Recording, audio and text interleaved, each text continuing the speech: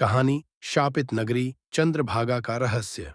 बहुत समय पहले मध्य भारत में एक प्राचीन नगरी थी, चंद्रभागा।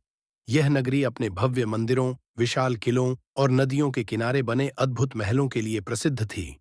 कहते हैं कि यह नगरी कभी चंद्रवंशी राजाओं का गढ़ थी और यहाँ प्रतिदिन देवताओं की पूजा होती थी। लेकिन इतिहास के पन्नों में दबा एक अंधकारमय रहस्य बहुत कम लोग जानते थे।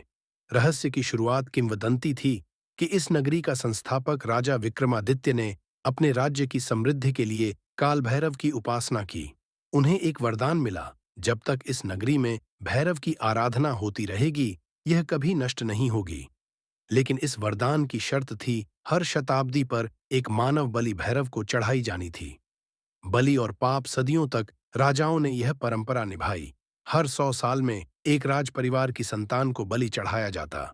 कहते हैं कि बलि देते ही पूरा नगर भयावह आंधियों से हिल जाता और बलि के बाद सब कुछ शांत हो जाता। लेकिन एक बार अंतिम राजा वीरेंद्र चंद्र ने अपनी संतान को बचाने के लिए बलि न देने का निश्चय किया। उसने देवालय के द्वार बंद करवा दिए और भैरव की मूर्ति को लोहे की जंजीरों से जकड़ दिया। उस रात भयंकर तूफान आया, धरती फटी, महल ढह गए और चंद्रभागा नगरी धरती में समा गई। वर्तमान समय सदियों बाद पुरातत्व विभाग ने उसी स्थान पर खुदाई शुरू की। उन्हें टूटी मूर्तियां, गुप्त सुरंगें और भित्तिचित्र मिले। सबसे विचित्र था एक काले पत्थर का शिवलिंग जो खून से सना हुआ प्रतीत होता था। खुदाई करने वाले मजदूर एक एक करके गायब होने लगे।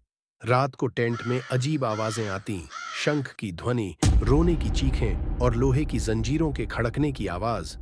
एक वरिष्ठ अधिकारी ने जब पुरानी ताम्रपत्री पढ़ी तो उसमें लिखा था, जो बलि अधूरी रह गई वह हर शताब्दी पर फिर से मांगी जाएगी।